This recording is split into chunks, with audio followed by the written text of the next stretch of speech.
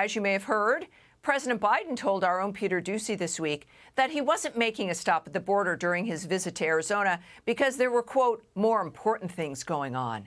But while the border may not be a personal priority for this president, his administration is now seeking more funding and asking Congress for $3 billion to help deal with their self-inflicted border crisis, a crisis that is expected to only get worse once the Title 42 border protections are formally lifted. Here now with reaction, our Fox News contributor Sara Carter, who's been on this issue from the start, and the president of the National Border Patrol Council, Brandon Judd.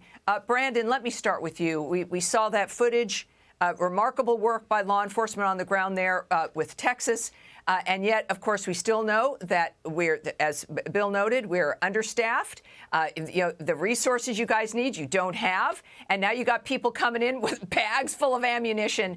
How do you see this still folding, really unfolding when it comes to the American people learning about all of this? What are you trying to get at this point from the administration to slow this down? Well, I'm absolutely disgusted that Texas DPS has to do my job. I'm disgusted that we don't have enough agents in that area to actually interdict these people before Texas DPS has to get into vehicle chases like this. If we had the resources that were necessary, if we had the proper policies and programs that were necessary, we could do the job in securing the border and we could protect the American people. And that's what we have to have. And what's interesting about that is it does not cost the American taxpayer a dime to have proper policies and programs in place. He completely he completely gutted everything that we were able to accomplish under President Trump simply because he wants to appease his far left base. And that does not serve the American people. And again, that is monstrous to see what he has currently done to the border situation, not giving us the proper policies and programs that are necessary. You know, it's interesting because they want $3 billion. That's a lot of money. And they aren't really saying what they're going to do with it. And the Republicans don't want to give it, understandably, before the border is closed, which it seems like that's never going to happen.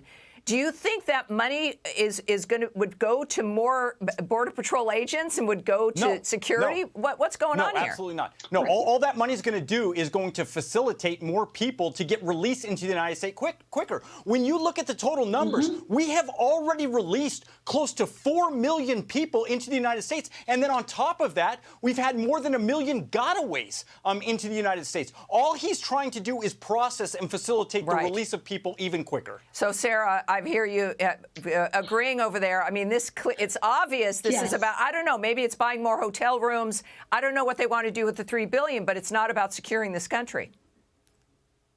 No, it isn't. It isn't, Tammy. And this is about a nightmare scenario that is going to get far worse. I mean, his own DHS officials are guesstimating that there'll be 18,000 people per day trying to enter the United States. Right now, we're looking at 7,000 to 10,000. And Brandon's right.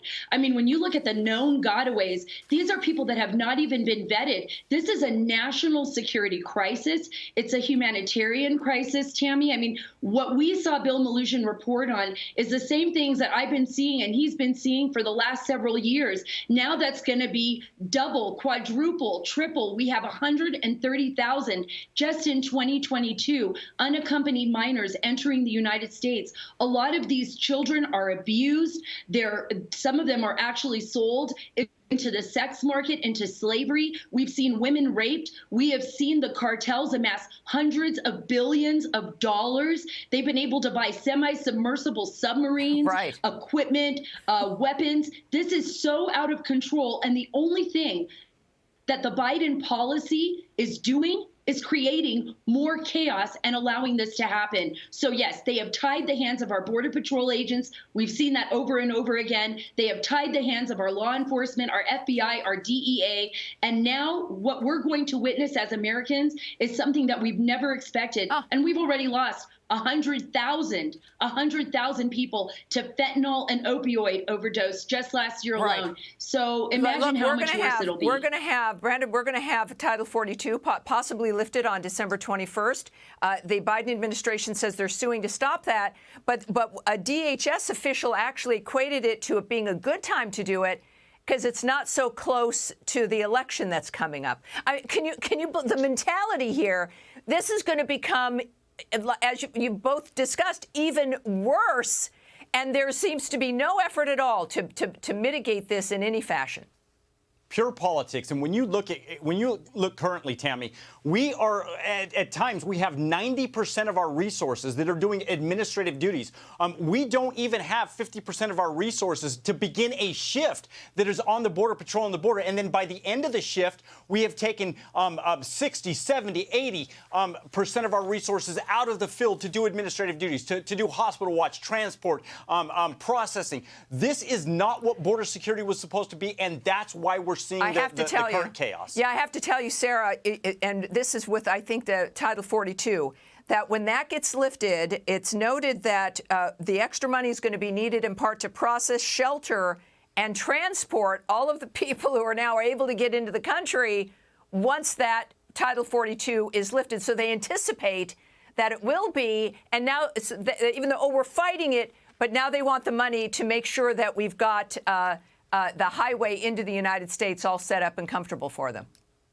Yeah, we'll be the last leg of literally trafficking human beings into the country. So why should the human traffickers, why should the drug cartels stop what they're doing? Because we're aiding and abetting in their nefarious actions, Tammy. And not only that, who's going to tell the children that are being sold into sex trafficking, the children that are lost, the children that have died, that the United States of America, that's supposed to stand on principle, is actually aiding and abetting the cartels, the worst people on planet Earth, in their these children's own demise. We have incentivized from the start this entire dynamic with children being moved in and then us facilitating their movement to strangers throughout this country.